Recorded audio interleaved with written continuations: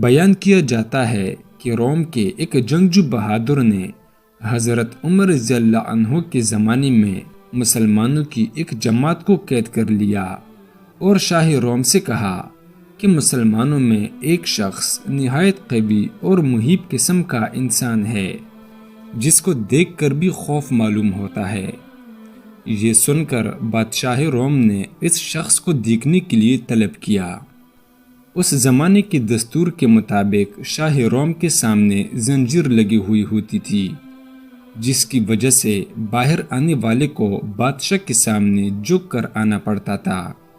جب اس مرد مومن نے زنجیر دیکھی اور معلوم ہوا کہ اس کی نیچے جھک کر آگے جانا ہوگا تو اس نے بادشاہ کے پاس سامنے جانے سے انکار کر دیا۔ تب شاہ روم نے اس زنجیر کو اٹھانے کا حکم دیا تاکہ وہ شخص اس کے پاس آ سکے جس سے اس کو دیکھنا اور اس سے باتیں کرنا منظور تھا۔ چنانچہ جب وہ شخص بادشاہ کے پاس گیا تو بادشاہ نے اس شخص سے کہا کہ تم ہمارے دین میں داخل ہو جاؤ تاکہ میں اپنی انگوٹھی تم کو پہنا کر روم کی سلطنت عطا کر دوں۔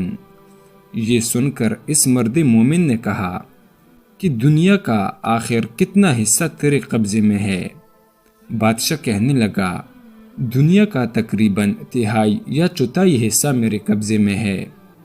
اس مرد مومن نے جواب دیا کہ اگر پوری دنیا بھی تیرے قبضے میں ہوتی اور تو ایک دن کی اذان کی عوض مجھے دیتا تو میں تب بھی تیری یہ دعوت قبول نہ کرتا، جبکہ تو اپنی سلطنت کے عوض میرا ایمان خریدنا چاہتا ہے۔ شاہ روم نے یہ سن کر دریافت کیا کہ اذان کیا چیز ہے، تو مرد مومن نے اس کے سامنے اذان کے کلمات پڑھے۔ یہ سن کر شاہ روم سمجھ گیا کہ اس کے دل میں حضرت محمد صلی اللہ علیہ وسلم کی محبت سما چکی ہے، اس طرح کام نہیں چلے گا۔ یہ سوچ کر اس نے حکم دیا کہ ایک دیگ میں پانی گرم کر کے اس شخص کو اس میں ڈال دیا جائے تاکہ کھولتے پانی میں پڑ کر اس کا کام تمام ہو جائے یا خوف کھا کر اپنی دین سے پھر جائیں۔ چنانچہ حکم کی تعمیل کی گئی۔ جب اس مرد مومن کو دیگ میں ڈالا گیا تو وہ بسم اللہ پڑھ کر داخل ہوا اور حکم الہی کی برکت سے دوسری جانب سے باہر آ گیا۔ یہ دیکھ کر لوگوں کو اور بھی تعجب ہوا اور اس کے بعد بادشاہ نے حکم دیا کہ اندھیری کوٹری میں اس کو بند کر دیا جائے اور 40 دن تک سوائے خنزیر اور شراب کے کوئی چیز اس کو کوٹری میں نہ ڈالی جائے۔ چنانچہ اس کی تعمیل کی گئی اور جب 40 روز کے بعد کوٹری کھولی گئی تو لوگوں نے دیکھا جو کچھ اس میں ڈالا گیا تھا اس میں سے مرد مومن نے کچھ بھی نہیں کھایا۔ تو دریافت کیا گیا، آخر تو نے اس میں سے کیوں نہیں کھایا؟ حالانکہ شریعت محمدی میں ایسی ضرورت کے وقت اس کا استعمال جائز ہے۔ مرد مومن نے جواب دیا کہ اگر میں اس میں سے کچھ کھا لیتا تو تم کو خوشی ہوتی، میرا مقصد تو تم کو غصہ دلانا ہے۔ پھر بادشاہ اس سے کہنے لگا کہ اچھا، اگر تو مجھے سجدہ کر لے تو میں تجھے اور تیرے ساتھیوں کو چھوڑ دوں گا۔ یہ سن کر مرد مومن نے جواب دیا کہ حضرت محمد صلی اللہ علیہ وسلم کی دین میں ایک اللہ کے سوا کسی کو سجدہ کرنا درست نہیں ہے۔ اس کے بعد شاہ روم نے کہا کہ اچھا، پھر تم میرا ہاتھ چومو کہ میں تم کو اور تمہارے ساتھیوں کو رہا کر دوں۔ مرد مومن نے جواب دیا کہ ہاتھ کا بوسہ دینا صرف باپ، عادل سلطان اور استاد کے لیے جائز ہے، دوسرے کے لیے نہیں۔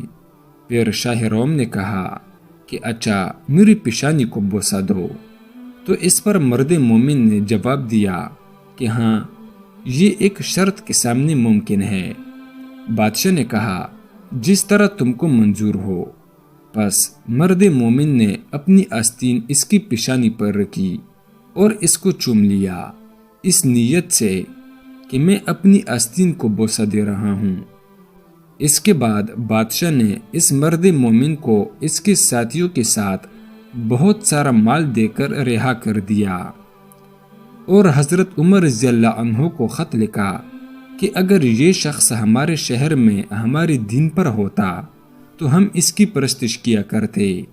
چنانچہ جب وہ شخص مرد مومن حضرت عمر رضی اللہ عنہ کی خدمت میں حاضر ہوا تو آپ رضی اللہ عنہ نے حکم دیا کہ مال سب کا سب اپنے حصے کے لیے مخصوص نہ کر لو، بلکہ اس میں سے رسول اللہ صلی اللہ علیہ وسلم کے شہر کے لوگوں کو بھی شامل کر لو۔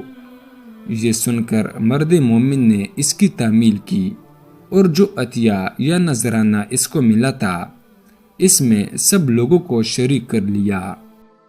سبق: اس واقعے سے ہمیں یہ سبق ملتا ہے کہ سچ ہے جو شخص ایمان و اخلاص کے ساتھ اللہ پر بھروسہ کرتا ہے، اللہ تعالی ہر حال میں اس کی مدد فرماتا ہے۔ چنانچہ ہمیں بھی چاہیے کہ ہر موڑ پر صرف اور صرف اللہ پر نظر رکھیں۔ اللہ تعالی ہم سب کو عمل کرنے کی توفیق عطا فرمائے، آمین۔